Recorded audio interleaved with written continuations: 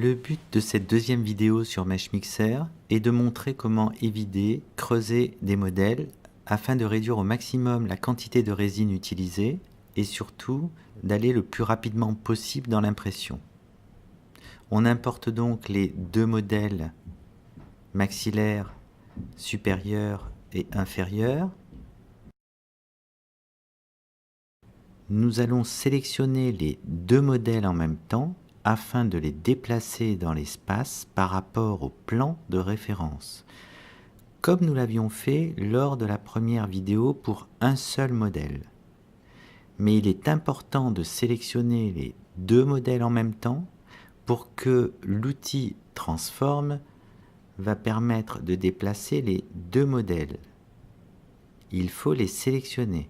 Pour cela, touche majuscule, clic gauche, vous cliquez sur les deux modèles. Soit directement sur les modèles, soit sur le menu à droite.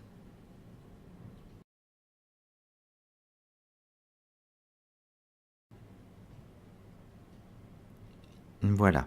Une fois qu'on a bien placé nos modèles, bien horizontal, on peut enlever le plan de référence comme on l'avait vu à la première vidéo, et là, on choisit le modèle à travailler, soit le haut, soit le bas.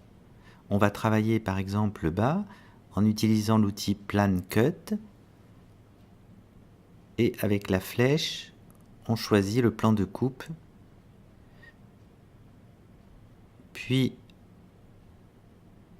on continue,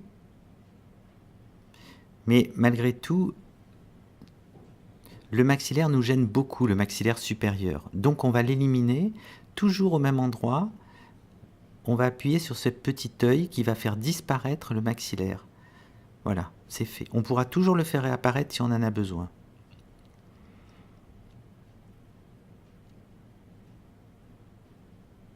Et on continue à couper. Voilà. Voilà. Une fois qu'on a coupé tout ce qu'on avait à faire, à ce moment-là, maintenant on va utiliser l'outil Holo. Cet outil est très intéressant car il creuse, il évide le modèle. Et sur une base de 2 mm d'enveloppe. Moi je choisis toujours par défaut pour le Holo parce que ça me convient tout à fait. Ensuite il faut revenir sur un plan de coupe car c'est très important d'enlever toute la partie inférieure du modèle.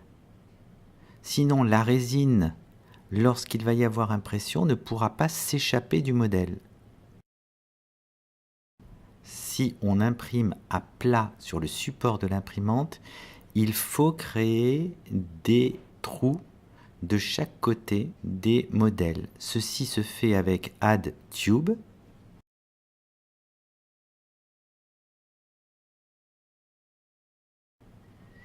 Et vous déplacez avec votre souris la petite zone rouge pour créer votre tube dans le modèle. Voilà, on accepte. Et vous allez voir, on fait un deuxième. Vous voyez le premier.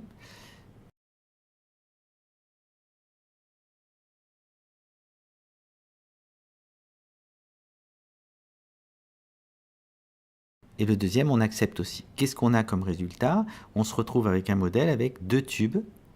Et là, la résine pourra s'échapper si on imprime à plat.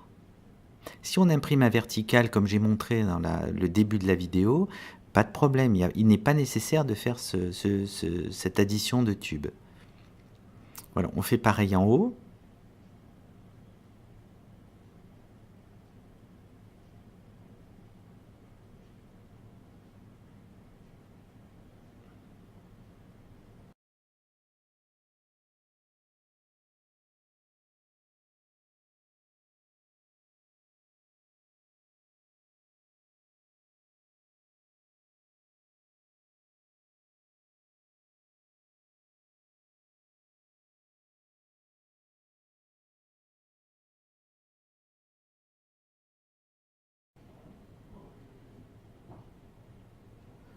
Une fois que ces deux modèles sont préparés dans MeshMixer, on importe dans le logiciel de l'imprimante, on s'aperçoit que ces deux modèles qui sont à plat n'utilisent que 13 ml de résine pour 1h15 d'impression.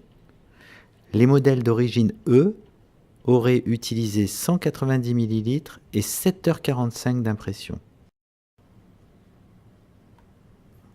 Pour finir, on va s'intéresser au déplacement des modèles lorsqu'il y en a deux. Ceci peut aider dans les avancées mandibulaires ou d'autres mouvements que vous désirez réaliser. Donc, on sélectionne par exemple le bas, on appuie sur T, T étant transform qui permet de déplacer le modèle dans l'espace. Et à ce moment-là,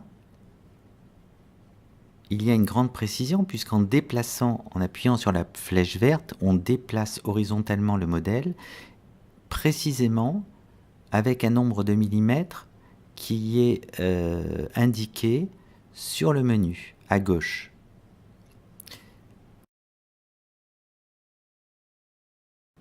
Imaginons que je veuille déplacer le haut. À ce moment-là, je sélectionne le haut, j'appuie sur la touche T, on peut déplacer en hauteur, en fait on peut déplacer dans tous les sens de l'espace.